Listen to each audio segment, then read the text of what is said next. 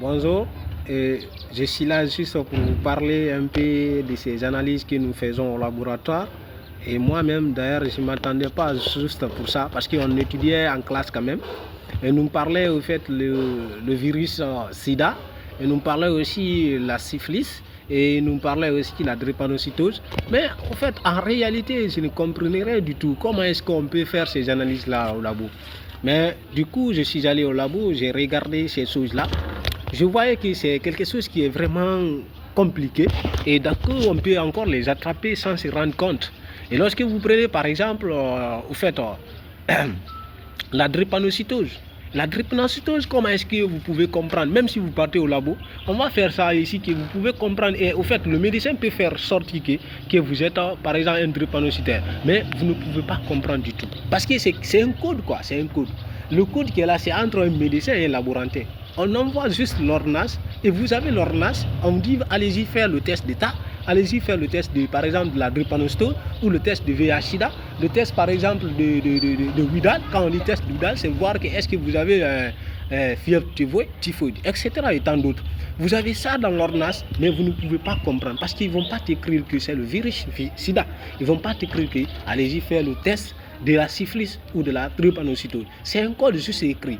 Supposons s'il s'agit par exemple de la syphilis, ils vont mettre là-bas RPR. Peut-être c'est juste une information, un renseignement que je donne à mes abonnés et à certaines personnes, lorsque vous regardez dans votre ordonnance, essayez de détecter ça un peu. Quand vous voyez un médecin a écrit RPR, ça veut dire que c'est le test de la syphilis qu'il veut demander. Ou bien si par exemple il écrit TPHA, TPHA aussi c'est toujours un test de la syphilis qu'il veut demander. Ou bien il écrit par exemple, vous avez le VIH-Sida, c'est écrit HIV, le virus responsable du sida. Mais au labo on n'écrit pas HIV pour ne pas que le patient cherche. Alors comment on écrit? On peut changer, on écrit au lieu de HIV, on peut écrire quoi? VIH. C'est-à-dire on termine à la fin et le début là deviendra à la fin. Pour ne pas que vous compreniez tout. Mais moi, d'ailleurs, dès que j'ai été à la première fois, au fait, mon chef laborantin, son nom c'est Dr Félix Abba, quelqu'un de très intelligent et vraiment dynamique. Et il est aussi vraiment gentil. Et au fait, il m'aide beaucoup à comprendre certaines choses. Voilà. Et dès qu'ils m'ont donné, le docteur a dit, tel là, ça là, c'est quoi? J'ai dit, monsieur, s'il vous plaît, nous, on n'a jamais fait ça au fait pendant les cours. Parce que, au fait, je me remettais en cause, quoi. Je pensais que ce que les gens me donnaient, au fait, ce que les professeurs nous donnent en classe, ça veut dire que c'est des mensonges, ce n'est pas quelque chose qui se passe au labo. Alors que c'est juste un code, quoi. C'est là, c'est un code. Voilà. Moi, j'ai dit, nous, tout ce que nous faisons, c'est VIH, c'est-à-dire VIH-Sida. Mais je vois ici, c'est écrit IVH. Alors, c'est quoi ça? Voilà, c'est quoi. Il me dit, c'est le VIH-Sida qui est demandé. On peut aussi écrire RAF. Lorsque vous voyez RAF, c'est toujours le SIDA qui est demandé comme ça. C'est le test de SIDA qui est demandé à faire. Vous voyez ce que je peux dire un peu. Et lorsqu'on vous demande, par exemple, d'aller vérifier, est-ce que vous avez, par exemple, l'autre là, fièvre typhoïde, on met là-bas Widal. C'est WIDAL. Widal. Widal, là, vous allez avoir, il y a des qualités de Widal. Widal peut être, par exemple, TO, ça peut être TH. Et là, ce que vous trouvez, c'est plus, ça veut dire positif. L'individu est au fait affecté ou l'individu a maladie qu'on appelle typhoïde. Pardon. Voilà un peu ce qu'on veut vous dire un peu. Du coup, lorsque vous avez VIH-Sida, juste vous utilisez une bandelette. Bandelette, c'est sous forme de quoi? C'est sous forme d'une allumette. C'est quelque chose, vous déposez et vous utilisez le sang. Vous mettez là-dessus. Lorsque vous mettez, ça va faire sortir. Lorsque les deux trains sortent, ça veut dire que les deux couleurs là, il y a le contrôle positif, il y a le contrôle du témoin. Contrôle là, ça veut dire le contrôle du témoin. Lorsque les deux contrôles la sortent, par exemple, le résultat est positif, ça veut dire l'intéressé est sidien.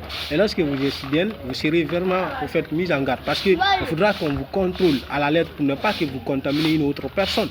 Alors chaque fois, je vous conseille quand même d'aller vivement, chaque fois au labo pour aller faire ces tests. Même si vous n'êtes pas malade, vous pouvez aller rencontrer un laborantin dans un cabinet ou dans une clinique pour lui demander, je suis venu faire juste certains diagnostics, comme par exemple les diagnostics par exemple du sang qu'on appelle hématologie. Ça, lorsque vous partez, vous pouvez regarder votre sang pour voir est-ce que vous n'avez pas diabète. Vous pouvez aussi regarder est-ce que vous n'êtes pas beaucoup de choses comme la sérologie Widal, comme par exemple la RPR, je vais parler de la syphilis, comme aussi